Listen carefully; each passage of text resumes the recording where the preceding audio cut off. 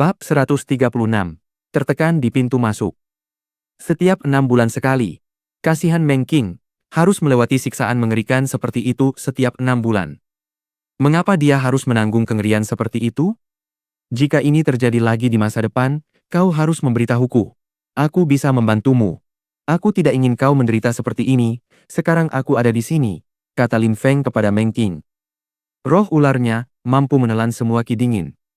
Selain itu, ularnya akan semakin kuat semakin banyak ki yang dikonsumsinya. Roh ularnya sangat misterius. Memakan ki orang lain bukanlah sesuatu yang biasanya terjadi. Kau belum menceritakan apa yang sebenarnya terjadi hari itu, kata Meng Qing sambil menatap Lin Feng. Ia kelelahan dan tertidur pulas di dada Lin Feng. Momen itu begitu memalukan sehingga ia lupa apa yang terjadi sebelumnya. Baiklah, pertama-tama kau beritahu aku dari mana ki dingin itu berasal, tanya Lin Feng. Aku terlahir dengan kondisi itu, jawab Meng Qing, yang membuat Lin Feng terkejut. Dia terlahir dengan kondisi itu? Lin Feng sudah pernah mendengar bahwa beberapa orang terkadang terlahir dengan penyakit atau kemampuan alami, tetapi kemampuan Meng Qing sangat mengerikan. Sekarang, kamu yang beritahu aku, kata Meng Qing. Lin Feng tersenyum. Kemudian dia melepaskan roh ular yang muncul di belakang punggungnya. Ular kecil itu telah menjadi ular besar. Ular itu melingkar di bahu Lin Feng, matanya membuatnya tampak seperti ular sungguhan daripada roh. Kedua matanya menatap tajam ke arah Meng Qing. Hah? Meng Qing tercengang saat melihat ular itu. Dia tampak sangat cemas. Itu rohku, aku masih tidak tahu jenis ular apa itu. Ia menelan semua ki dingin yang kau lepaskan terakhir kali dan memberiku kekuatan ki itu, kata Lin Feng. Meng Qing tampak terpstuned dan menatap kosong ke arah roh ular Lin Feng. Namun dengan cepat, dia tampak dingin dan acuh tak acuh seperti biasanya. Meng Qing kemudian mengangguk sedikit dan berkata, tidak heran, itu adalah roh yang sangat kuat. Lin Feng mengangguk pelan sambil berpikir keras dan berkata, seharusnya itu adalah roh ular, tetapi saya belum tahu jenis ular apa itu. Kau akan mengetahuinya suatu saat nanti, jawab Meng Qing. Semoga begitu, jawab Lin Feng sambil mengangguk dan berkata, aku akan kembali. Jika kau membutuhkan sesuatu di kemudian hari, segera panggil aku. Meng Qing mengangguk. Lin Feng berdiri lalu meletakkan tangannya di kepala Meng Qing. Dia membelai rambutnya selama beberapa detik yang membuat tubuh Meng Qing sedikit gemetar. Lin Feng berbalik dan pergi. Meng Qing menatap punggung Lin Feng dan mengerutkan kening. Itu roh ular, bisik Meng Qing. Dia merasakan bahwa itu adalah roh binatang buas, tetapi belum tentu roh ular. Dia tahu ada sesuatu yang istimewa, tetapi tidak bisa menggambarkannya. Ada roh yang anehnya mirip dengan roh Lin Feng, tetapi memiliki 9 kepala. Dan itu bukan roh binatang buas melainkan roh naga. Saat itu masih pagi buta, dan tidak ada satupun awan di atas area yang tampak tak terbatas. Di Akademi Surgawi, banyak orang yang bergosip tentang kejadian-kejadian terkini. Sepertinya sebagian besar orang sering menyebutkan kata-kata yang sama dalam percakapan mereka, menara kultivasi dan Heimo. Pada saat itu, 2 orang sedang berjalan di jalan terbesar, Akademi Surgawi, dan mengobrol di antara mereka sendiri. Aku dengar namanya Lin Feng. Pada hari pendaftaran, dia mempermalukan 2 siswa akademi, Zuo Qiu dan Bai Ze. Tujuannya adalah untuk mempermalukan kultivator kaya dan bangsawan, kata salah seorang dari mereka. Kabar tentang apa yang terjadi di menara kultivasi sudah tersebar luas di akademi karena Lin Feng telah melanggar peraturan dan membunuh salah satu siswa. Berita itu menyebar secepat kilat, bukan hanya karena Lin Feng telah melanggar peraturan, tetapi juga karena hal itu berkaitan dengan salah satu siswa terbaik akademi, Heimo. Desas-desus apapun yang berkaitan dengan 10 siswa terbaik, akademi menyebar dengan cepat. Meskipun Heimo tidak berada di peringkat teratas, dia tetap sangat kuat. Siapa yang memberitahumu tentang apa yang terjadi di hari pendaftaran? Dia pasti sangat sombong dan angkuh jika dia mempermalukan siswa kaya dan bangsawan. Tapi kali ini dia telah membuat kesalahan besar. Maksudku Cui Ting sudah memperingatkannya bahwa dia adalah adik Heimo. Anehnya dia masih berani membunuhnya. Itu penghinaan bagi Heimo. Lin Feng pasti akan menyesali perbuatannya. Dia tidak pernah menyangka akan mengalahkan Heimo. Kau benar. Salah satu dari 10 siswa terbaik di akademi. Lin Feng sudah kehabisan keberuntungan. Kata orang lain dengan nada yang sama seolah-olah mereka bangga dengan analisis mereka tentang situasi tersebut. Pada saat yang sama di lokasi yang agak jauh, buah siluet menarik perhatian banyak orang. Tiba-tiba, banyak orang berkumpul dan mulai mengikuti siluet tersebut. Orang-orang ini berada sekitar 100 meter dari dua orang yang sedang berdiskusi. Ketika kedua orang yang sedang berdiskusi itu melihat salah satu siluet di kerumunan, mereka takjub dan tercengang. Hei Mo! Hei Mo secara mengejutkan berada di tengah kerumunan. Ada begitu banyak orang, pasti ada sesuatu yang sedang terjadi, kata dua orang yang sedang memperhatikan mereka. Hei Mo tidak berjalan cepat, tetapi dia tampak bertekad. Tidak lama kemudian, mereka tiba di dekat istana, tempat para siswa kategori pertama tinggal. Pada saat itu, sebuah siluet perlahan muncul dari dalam istana. Oh tidak! Lin Feng. Itu orang dari menara kultivasi, kata Yuan Shan saat melihat kerumunan orang mendekati mereka. Cui Ting berjalan di samping seorang pemuda berwajah jahat. Yuan Shan jelas mengingatnya dari kejadian di menara itu. Lin Feng tidak berhenti berjalan. Seketika itu, kedua pihak saling berhadapan. Lin Feng pertama kali melihat Cui Ting, lalu perlahan menoleh ke arah pemuda berwajah jahat itu. Kemudian dia berkata, Hei Mo, kurasa. Hei Mo dengan dingin menatap Lin Feng dan kemudian melirik Wen Ao Sue, mengabaikan Lin Feng. Aku menginginkan nyawanya, kata Hei Mo acuh tak acuh dengan ekspresi sangat tenang. Namun, ia tidak berbicara kepada Lin Feng karena nyawa Lin Feng dilindungi oleh Wen Ao Sue. Wen Ao Sue hanya tersenyum dengan wajahnya yang sangat tampan, yang membuatnya tampak seperti seorang gadis cantik. Kemudian dia dengan tenang menggelengkan kepalanya dan berkata, dia temanku. Ini masalah sekarang. Di menara kultivasi, dia membunuh adikku setelah mendengar namaku. Dia membuatku kehilangan muka. Kau seharusnya tidak ikut campur dalam masalah ini, kata Hei Mo yang, anehnya, tidak membicarakan masalah itu dengan Lin Feng, tetapi dengan Wen Ao Sue. Lin Feng menatap Wen Ao Sue dengan tatapan aneh. Wen Ao Sue, yang lebih cantik dari beberapa gadis, mungkin adalah individu yang sangat berbakat. Begini, ku dengar adikmu melanggar peraturan akademi terlebih dahulu, lalu karena terlalu lemah, dia meminta bantuan orang lain. Akibatnya, dia meninggal. Satu-satunya yang harus disalahkan adalah kelemahannya sendiri. Dia hanya bisa menyalahkan kelemahannya sendiri, tetapi Lin Feng masih baru di sini, dia baru saja bergabung dengan akademi. Dalam waktu sesingkat itu, dia telah mempermalukan banyak orang. Dia juga mempermalukan saya. Dia harus mati, bukankah begitu? Kata Hei Mo yang membuat semua orang tercengang. Hei Mo ingin membunuh Lin Feng, bukan karena Lin Feng telah membunuh adik laki-lakinya, tetapi karena Lin Feng telah mempermalukannya ketika membunuh adiknya setelah mendengar nama Hei Mo. Dengan kata lain, meskipun Lin Feng telah mendengar nama Hei Mo dan reputasinya, dia masih berani membunuh adik laki-lakinya. Hei Mo hanya ingin membunuhnya untuk menyelamatkan muka dan tidak lebih dari itu. Bagi orang-orang seperti ini, harga diri adalah hal terpenting dalam hidup mereka, bahkan lebih penting daripada hidup Lin Feng. Kau juga tahu dia murid baru di sini. Jadi, Hei Mo, berani-beraninya kau mengancam murid baru?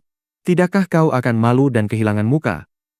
Dia telah melakukan kejahatan yang harus dihukum. Dan satu-satunya harga yang harus dibayar adalah nyawanya, kata Hei Mo yang mengabaikan perkataan Wen Ao Sue. Kemudian dia berkata dengan dingin dan acuh tak acuh, kau bisa melindunginya sekarang, tetapi aku rasa kau tidak akan tinggal bersamanya selamanya.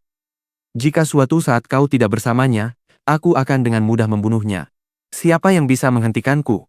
Setelah selesai berbicara, dia berhenti menatap Wen Ao Sue dan menatap Lin Feng. Kau memang sangat pintar dan pasti sangat senang dengan bagaimana semuanya berjalan.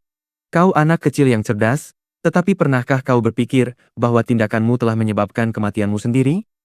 Kata Hei Mo dingin, lalu menambahkan, atau kau benar-benar berpikir bahwa kau bisa bersembunyi di balik Wen Ao Sue sepanjang hidupmu?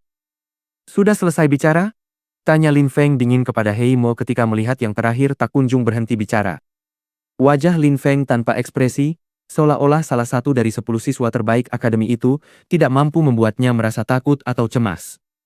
Ketika Hei Mo mendengar ucapan Lin Feng, dia tersenyum dingin.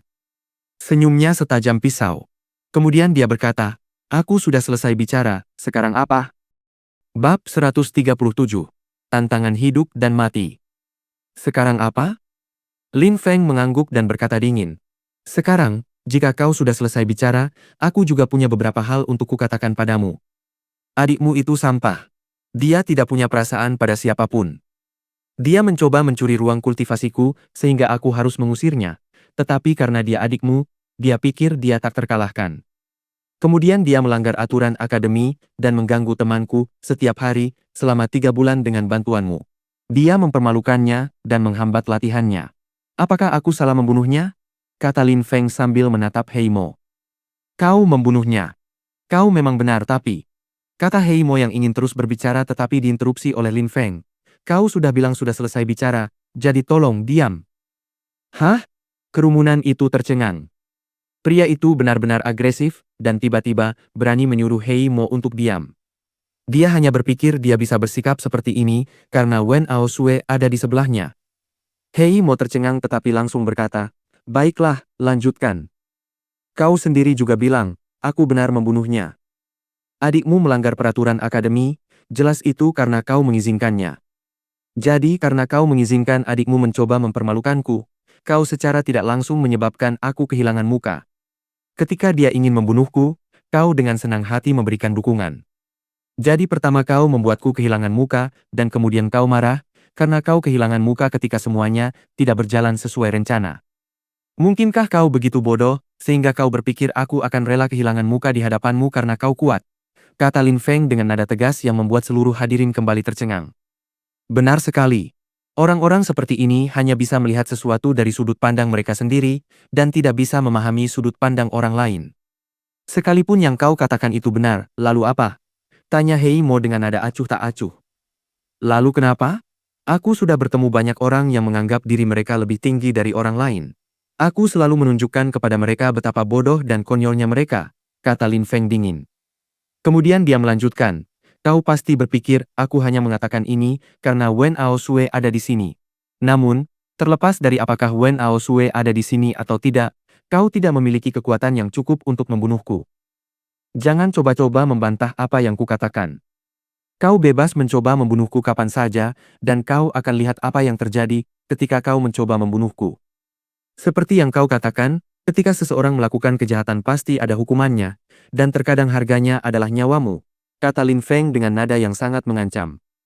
Beberapa orang di kerumunan mengerutkan kening. Lin Feng tidak hanya mengatakan bahwa terlepas dari ada atau tidaknya Wen Aosue, Heimo tidak bisa membunuhnya, tetapi dia juga mengatakan bahwa Heimo bahkan mungkin mati karena mencoba melakukannya. Namun Yuan Shan tidak ragu sedikit pun tentang apa yang baru saja dikatakan Lin Feng. Dia tahu tentang gadis misterius yang melindungi Lin Feng. Dia telah melihat kekuatannya secara langsung. Heimo tercengang dan berkata dingin, kau terlalu percaya diri. Aku tidak pernah memiliki pendapat yang tinggi tentang diriku sendiri, dan aku juga tidak pernah sombong, atau berpikir, bahwa aku lebih tinggi dari siapapun. Aku tidak seperti kamu yang berani berbicara tentang kehidupan orang lain, seolah-olah itu sudah berada di tanganku. Bukankah itu sendiri sangat sombong? Apakah kamu berpikir bahwa kamu berada di atas semua orang di dunia? Aku ingin bertanya kepadamu, lapisan gimana yang telah kamu tembus? Sombong? Merasa lebih tinggi dari seluruh dunia? Heimo tersenyum dingin dan berkata, aku bisa menggenggammu di antara dua jariku dan dengan mudah membunuhmu. Aku telah menembus ke lapisan Ling Qi ke-6. Dan kau berani bersikap sombong seperti itu. Kau sungguh konyol. Kau pasti bercanda, sela Lin Feng sambil tertawa terbahak-bahak. Kemudian ia berkata, kau baru saja menembus lapisan Ling Qi ke-6, dan kau berani berbicara seolah-olah kau adalah salah satu kultivator terbaik di dunia. Bahkan mengatakan bahwa kau bisa memegangku di antara jari-jarimu dan membunuhku. Kau pasti bercanda. Menembus lapisan Ling Qi ke-6 bukanlah hal yang luar biasa.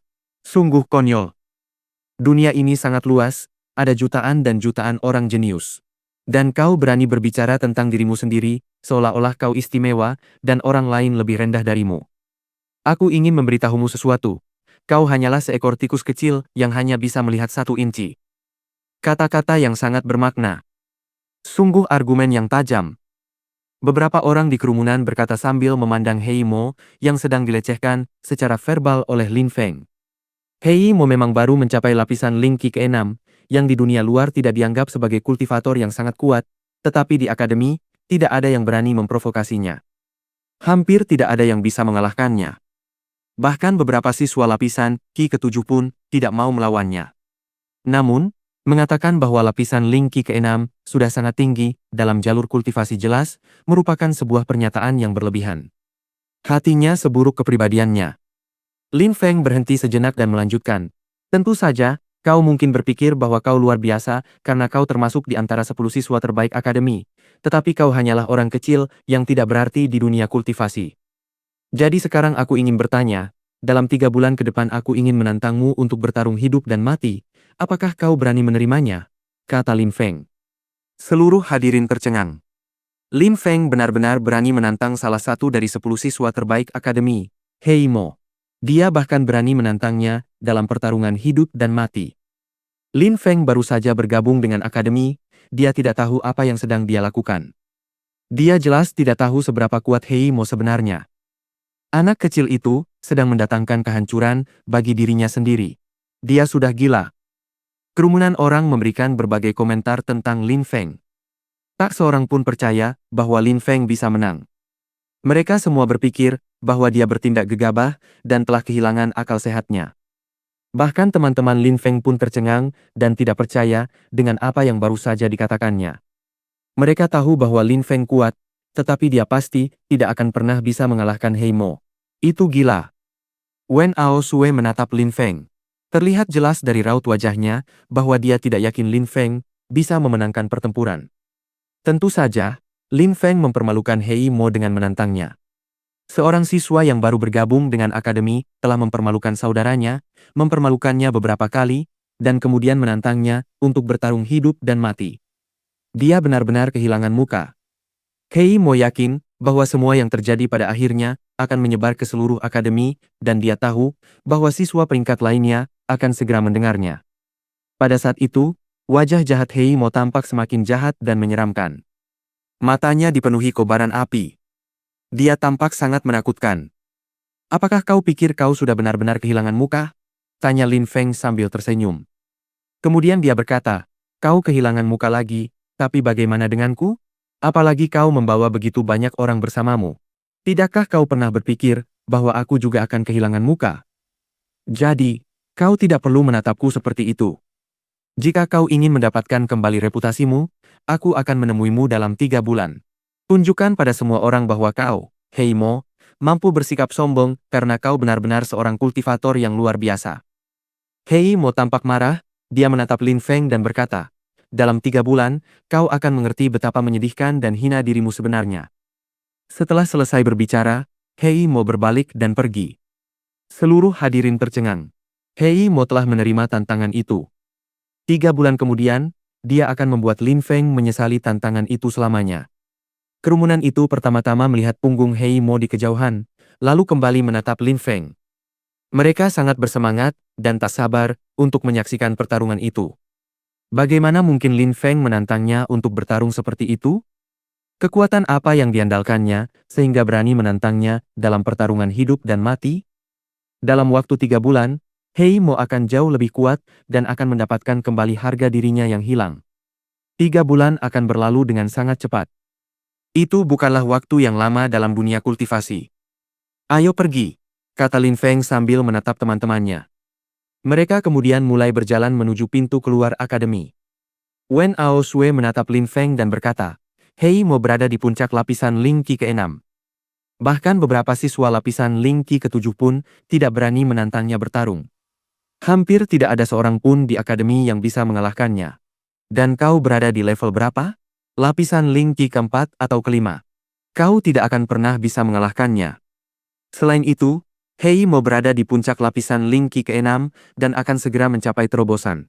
Akan sangat sulit bagimu untuk mengalahkannya dalam kondisi sekarang, apalagi saat ia mencapai level yang lebih tinggi. Lin Feng tersenyum. Dia jelas tahu bahwa itu tidak akan mudah.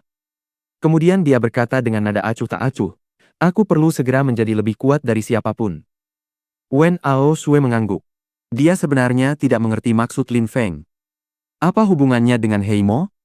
Lin Feng melihat ekspresi wajah Wen Ao Sue dan berkata, kekuatan seringkali datang saat kau dalam bahaya. Kau harus mempertaruhkan nyawamu untuk menjadi lebih kuat dengan cepat. Ketika mendengar nama Lin Feng, Wen Ao Sue terkejut. Mempertaruhkan nyawa untuk menjadi lebih kuat? Lin Feng adalah individu yang sangat menakutkan. Bab 138. Arena Tahanan. Semua orang di akademi dengan cepat mengetahui bahwa Lin Feng telah menantang Hei Mo untuk bertarung hidup dan mati. Bukan hanya para siswa militer yang mendengar berita itu, tetapi juga orang-orang yang mempelajari strategi politik, serta para siswa calon pembunuh bayaran. Orang-orang mulai memperhatikan Lin Feng. Siapa sebenarnya dia? Dia muncul entah dari mana dan diterima di akademi dengan semua hak istimewa, tanpa kekurangan apapun. Wakil kepala sekolah sendiri yang mengundangnya. Mengapa? Saat orang-orang berusaha memahami siapa Lin Feng sebenarnya, mereka tercengang melihat bahwa informasi yang mereka temukan tentang dirinya saling bertentangan. Tampaknya Lin Feng memiliki status tinggi di masyarakat, tetapi di sisi lain, tampaknya ia berasal dari kelas sosial rendah.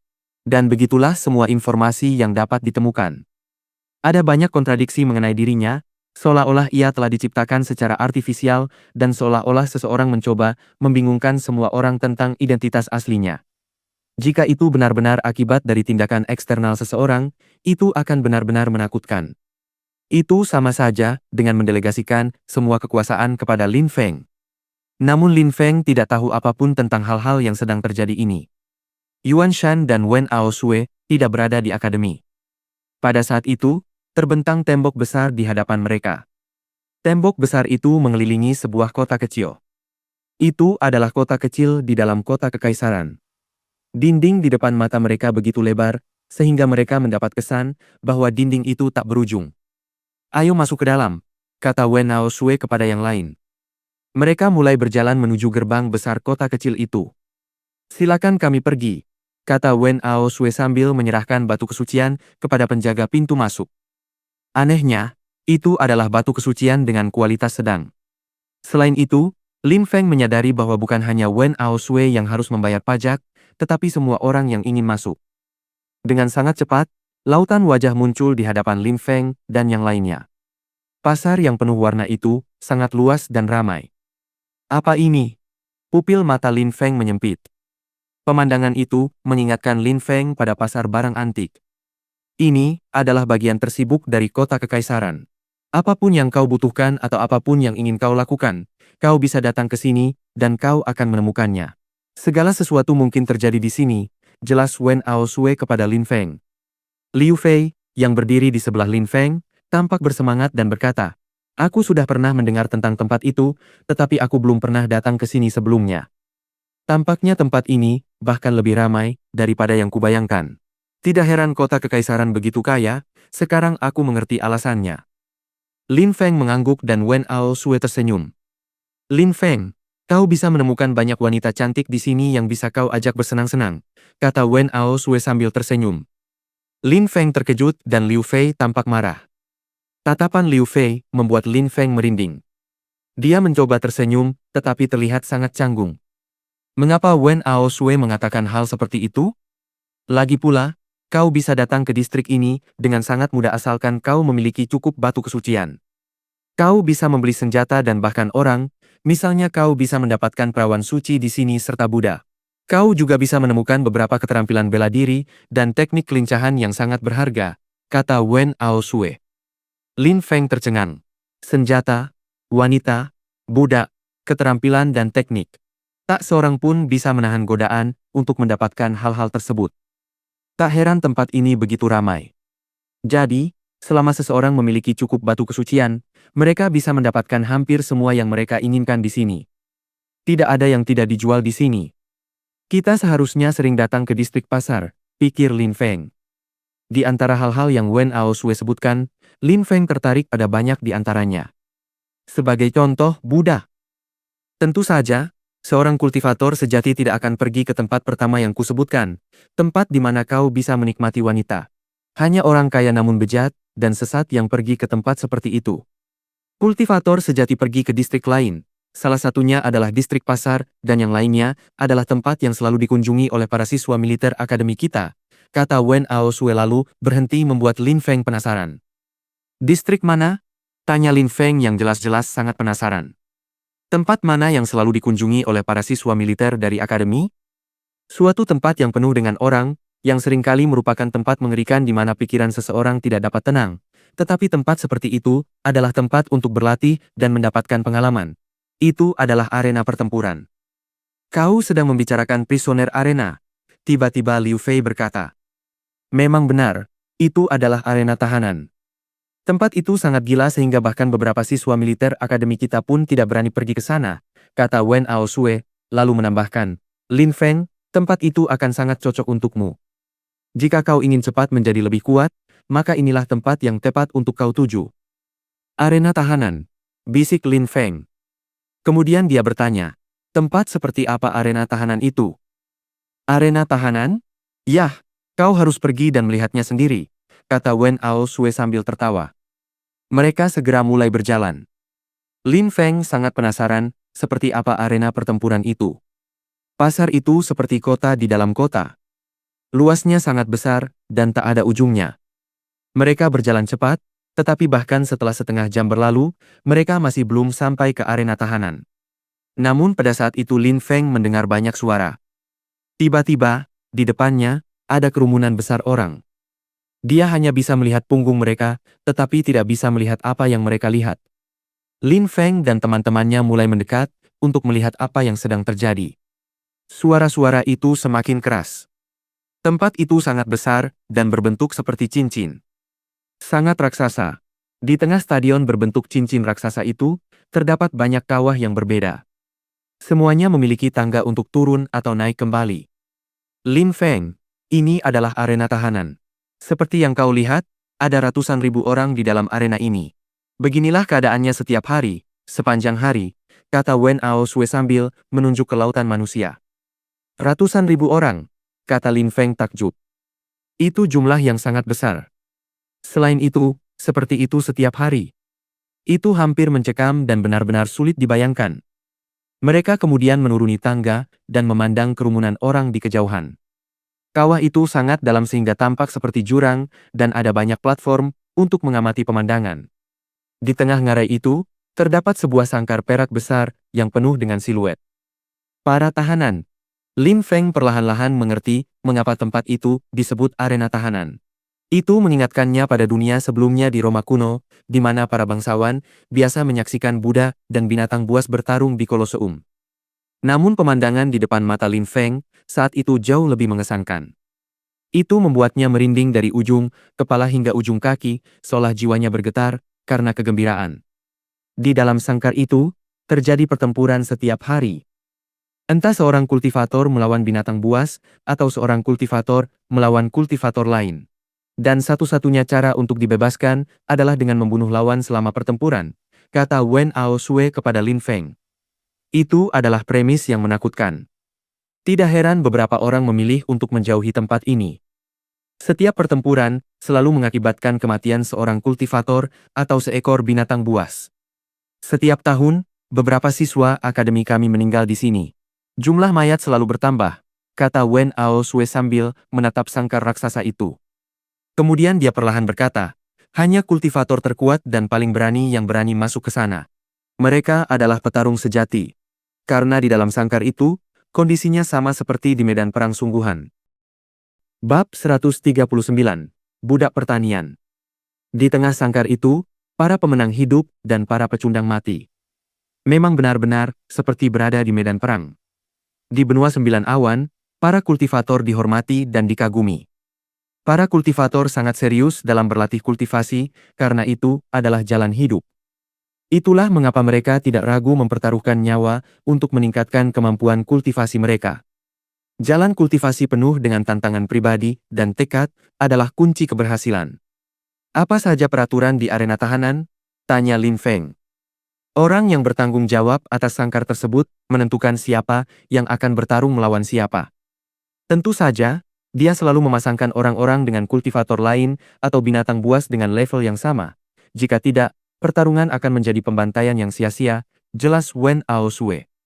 Lin Feng mengangguk sedikit. Jika seseorang tidak ditugaskan untuk bertarung melawan seseorang dengan level yang sama, banyak orang tidak akan berani memasuki arena karena takut melawan seseorang yang jauh lebih kuat. Ngomong-ngomong, jika kau kalah dalam pertarungan di dalam sangkar, maka kematian tak terhindarkan. Tetapi jika kau menang, kau bisa mendapatkan sejumlah besar batu kemurnian. Itulah mengapa banyak murid kita datang ke sini untuk bertarung, lalu kembali ke menara kultivasi di akademi, menggunakan batu kemurnian mereka, dan kembali ke sini lagi, dan seterusnya. Itu memungkinkan mereka untuk meningkatkan kecepatan kultivasi mereka hingga ekstrim. Tentu saja itu juga sangat berbahaya. Menantang maut berulang kali, memang seringkali merupakan cara terbaik untuk menjadi lebih kuat. Dalam situasi berbahaya, kematian dan keberuntungan hidup berdampingan, kata Wen Aosue dengan nada serius. Lin Feng tercengang. Wen Aosue terdengar seperti sering mengunjungi tempat ini. Sulit membayangkan bahwa anak laki-laki ini akan pergi ke tempat seperti itu jika melihat wajahnya yang cantik seperti perempuan. Mereka masih berjalan, dan pada saat yang sama Lin Feng dapat melihat dengan jelas bagian dalam kandang dari tempatnya berada. Bagian dalam sangkar itu sangat besar, dan sangkar yang menutupinya tampak seperti jatuh langsung dari langit dan menjebak orang-orang di dalamnya. Di dalam sangkar itu terbagi menjadi dua. Satu sisi untuk pertarungan antara kultivator, sedangkan sisi lainnya dikhususkan untuk pertarungan antara kultivator dan binatang buas. Kedua pihak dipisahkan oleh platform penonton. Orang-orang bebas memilih jenis pertempuran apa yang ingin mereka saksikan. Pada saat itu, sekelompok siluet di depan Lin Feng berbalik dan menatap mereka. Seolah-olah Wen Aosue sudah lama menantikannya, dia mengeluarkan 6 batu kemurnian berkualitas sedang dari sakunya dan menyerahkannya kepada pria yang menyingkir lalu mempersilahkan mereka lewat. Harga untuk 10 baris pertama memang cukup mahal, tetapi tempat itu juga merupakan tempat terbaik untuk menyaksikan pertempuran dengan jelas, kata Wen Aosue. Lin Feng terkejut, 1 batu kemurnian kualitas sedang per orang. Itu sangat mahal. Terlalu mahal. 1 batu kemurnian berkualitas sedang sudah cukup untuk berlatih selama 1 bulan di menara kultivasi Akademi Surgawi, dari lantai 4 hingga lantai 10. Itu bukan harga yang murah. Tidak, sama sekali tidak mahal. Malah murah. Coba pikirkan sejenak. Orang seperti apa yang akan datang ke sini dan duduk di barisan terbaik di platform pengamatan, kata Wen Aosue sambil menggelengkan kepalanya. Mereka yang ingin masuk ke dalam sangkar untuk bertarung dan orang kaya yang sudah memiliki banyak batu suci sejak awal, kata Lin Feng. Kau benar. Lagi pula, jika mereka memenangkan pertarungan di dalam sangkar, mereka akan mendapatkan setidaknya 10 batu kemurnian berkualitas sedang. Jika kalah, mereka tidak akan membutuhkan batu kemurnian lagi karena mereka akan mati, kata Wen Aosue. Kemudian dia menunjuk ke baris ketiga platform penonton dan berkata, mari kita duduk di sana. Baiklah, kata Lin Feng sambil mengangguk. Tidak banyak orang yang duduk di 10 baris pertama. Lagi pula, mereka yang ingin memasuki sangkar, serta mereka yang memiliki cukup batu kesucian untuk dihamburkan memang sulit ditemukan. Saat Lin Feng duduk, sebuah pertempuran baru saja usai. Di dalam sangkar, salah satu budak memasukkan tangannya ke dada lawannya dan merobek jantungnya. Adegan itu berdarah dan brutal. Darah menetes di mana-mana saat budak itu mengangkat jantung tinggi-tinggi ke udara. Namun, orang banyak sudah terbiasa menyaksikan tontonan seperti itu. Mereka tiba-tiba mulai berteriak kegirangan ketika melihat adegan yang sedang berlangsung. Liu Fei dan Jing Yun mengerutkan kening, mereka merasa mual. Lin Feng tampak tenang, tetapi di dalam hatinya, ia juga merasa sedikit sedih saat menyaksikan pemandangan itu. Di dunia itu, tidak ada tempat untuk yang lemah. Yang lemah tidak berharga dan bisa dibuang begitu saja. Ini adalah sesuatu yang masih berusaha diadaptasi oleh Lin Feng. Jika kau tidak sepenuhnya percaya diri dengan kemampuanmu sendiri, maka percuma saja memasuki kandang itu, pikir Lin Feng sambil menggelengkan kepalanya. Lin Feng, mengingat lawanmu akan berada di level yang sama denganmu, apakah kau lebih memilih bertarung melawan binatang buas atau seorang kultivator? Tanya Wen Aosue yang sangat penasaran. Binatang buas, jawab Lin Feng tanpa ragu. Wen Aosue terkejut dengan jawaban Lin Feng, tetapi tersenyum dan segera menjawab, kau benar. Banyak orang berpikir bahwa, jika lawannya berada di level yang sama, binatang buas akan lebih kuat daripada seorang kultivator, tetapi tidak demikian di dalam sangkar. Seorang budak kultivasi tidak tahu kapan dia akan mati. Budak kultivasi bahkan lebih kejam dan haus darah daripada binatang buas.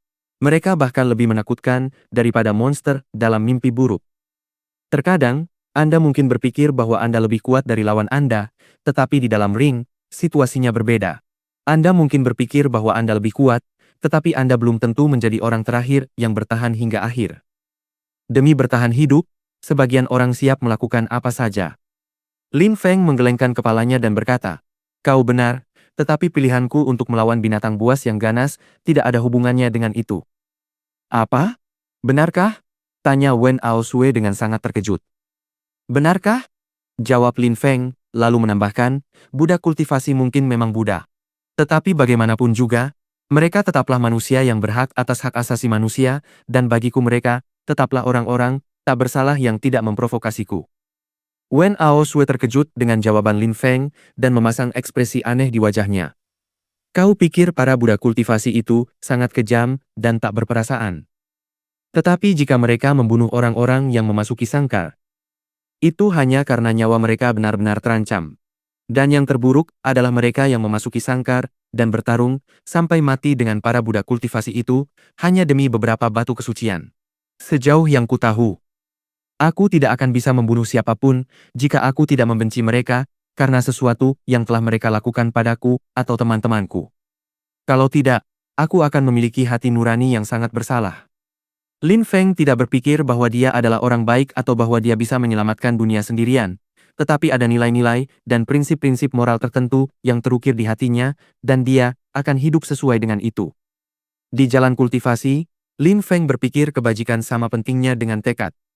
Setelah mendengar kata-kata Lin Feng, untuk pertama kalinya Wen Aosue merasa ada sesuatu yang tidak beres di tempat ini. Meskipun orang-orang ini adalah budak kultivasi, mereka tetaplah manusia. Mereka adalah manusia, tetapi di dunia ini, hanya sedikit orang yang memiliki rasa welas asih seperti Lin Feng. Setelah terlahir di lingkungan ini, banyak orang menjadi sama brutal dan haus darahnya seperti dunia di sekitar mereka. Sebagian besar orang hanya memiliki tujuan untuk menjadi lebih kuat, apapun harganya. Untuk tujuan itu, mereka tanpa ragu membunuh orang lain. Membunuh orang adalah hal yang biasa bagi mereka. Kau mungkin benar. Di masa depan, aku hanya akan bertarung melawan binatang buas yang ganas, kata Wen Aosue sambil tersenyum. Saat itu, sebuah suara terdengar dari belakang mereka. "Para siswa militer, sejak kapan kalian mulai tidak menyukai keadaan dunia dan bersikap penuh belas kasihan? Sungguh menggelikan." Wen Aosue dan Lin Feng berbalik dan melihat sekelompok orang mengenakan pakaian yang megah. Mereka tampak sangat angkuh. "Mahasiswa politik." Lin Feng mengerutkan kening. Di antara mereka, Lin Feng mengenali seorang teman sekelas. Dia sudah pernah menamparnya sekali. Bai Ze. Bab 140. Pertempuran Lin Feng. Di Akademi Surgawi, orang-orang yang mempelajari taktik militer dan mereka yang mempelajari urusan pemerintahan biasanya tidak akur. Selalu ada ketegangan antara kedua kategori siswa tersebut.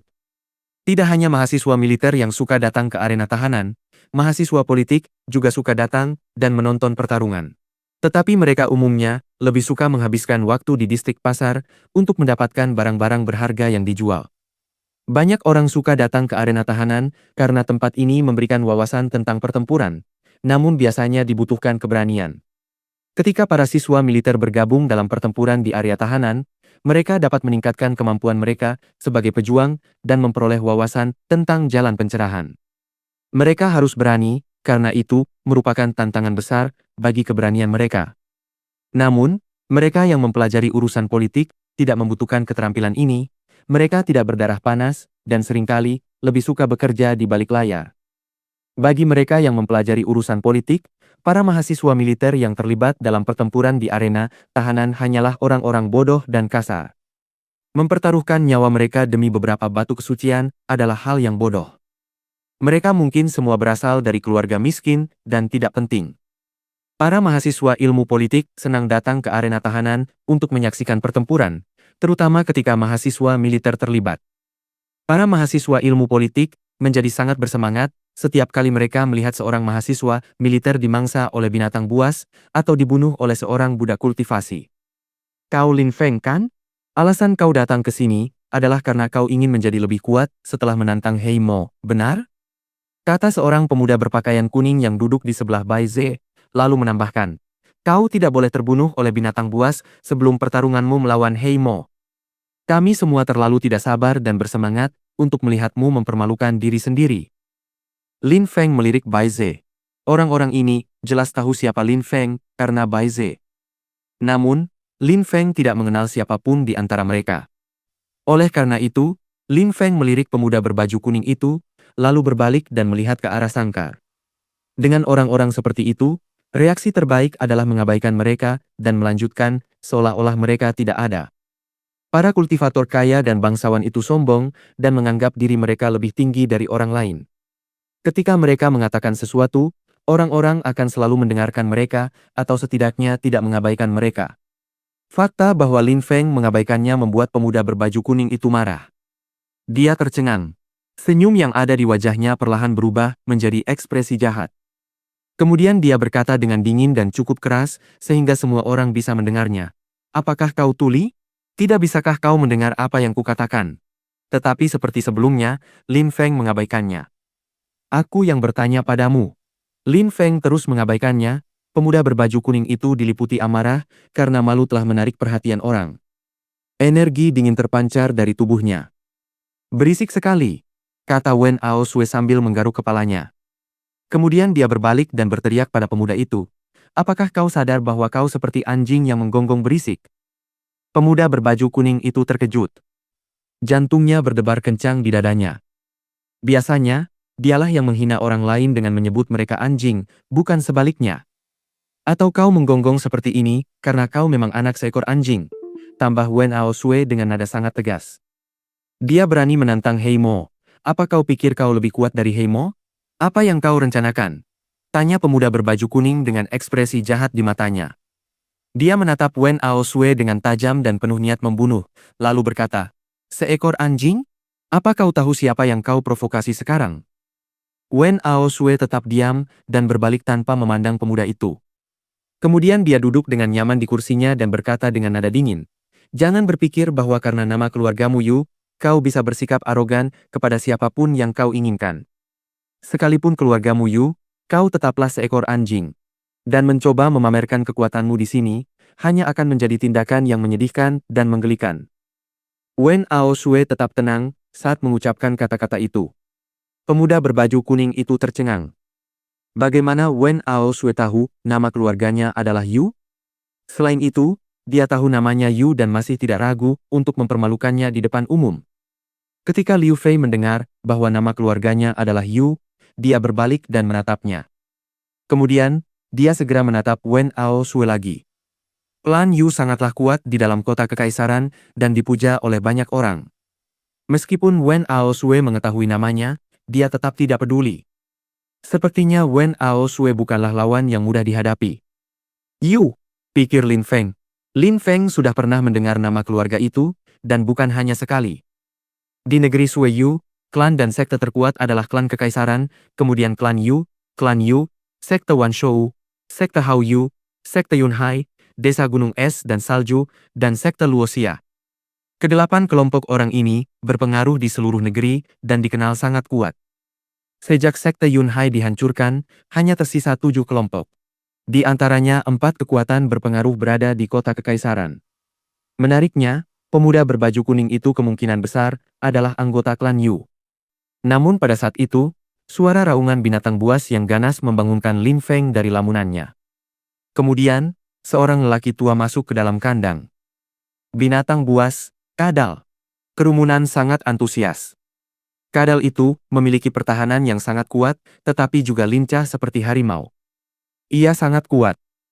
Aku tidak tahu siapa yang berani masuk ke dalam kandang sekarang, tapi bagaimanapun juga, ini akan menjadi pertarungan spektakuler lainnya. Pikir kerumunan itu. Kerumunan itu bertanya-tanya berapa banyak orang yang telah dibunuh kadal itu sebelum pertarungan tersebut. Mungkin jumlahnya sangat banyak. Para pemilik tempat ini terus-menerus harus mengisinya dengan budak dan binatang buas. Bukankah mereka merugi ketika mereka terbunuh? Selain itu, mereka juga harus memberikan batu kesucian kepada para pemenang. Tanya Lin Feng yang bingung dengan gagasan arena tahanan. Anehnya, pemilik arena tahanan selalu memiliki budak dan binatang buas untuk dimasukkan ke dalamnya. Jika beberapa dari mereka mati setiap hari, apakah proyek mereka masih menguntungkan secara ekonomi? Ketika para budak dan binatang buas ini tiba, mereka belum tentu sangat kuat. Bahkan jika mereka terbunuh, itu bukanlah masalah besar. Mereka mengandalkan pengalaman yang diperoleh para Buddha dan binatang buas tersebut dalam setiap pertempuran. Binatang buas menjadi lebih kuat dan mendambakan lebih banyak darah di setiap pertempuran. Para Buddha juga menjadi semakin kuat saat mereka bertarung sampai mati. Karena mereka menjadi lebih kuat dengan pengalaman, mereka menjadi lebih mahal. Lalu, para pemilik membawa mereka keluar dan menjualnya dengan harga tinggi. Inilah tujuan mereka. Kita datang ke sini untuk menjadi lebih kuat dan meningkatkan kemampuan kultivasi kita. Nah, para pemilik juga melakukan hal yang sama. Kita menggunakan mereka untuk menjadi lebih kuat, tetapi mereka juga menggunakan kita untuk membuat binatang buas dan budak mereka menjadi lebih kuat. Lin Feng terkejut. Ia bahkan tidak pernah mempertimbangkan hal seperti itu. Binatang buas dan budak-budak ini, jika mereka memenangkan banyak pertempuran mematikan, maka mereka bisa menjadi sangat kuat, yang menguntungkan pemiliknya. Selain itu, mereka juga menjadi lebih berharga seiring bertambahnya kekuatan mereka. Soal batu kesucian, kita sudah harus membayar pajak masuk setiap kali ingin masuk untuk bertarung atau menonton. Meskipun tidak mahal, pikirkan jumlah orang yang datang ke sini setiap hari. Selain itu, mereka yang duduk di barisan depan tribun penonton harus membayar lebih.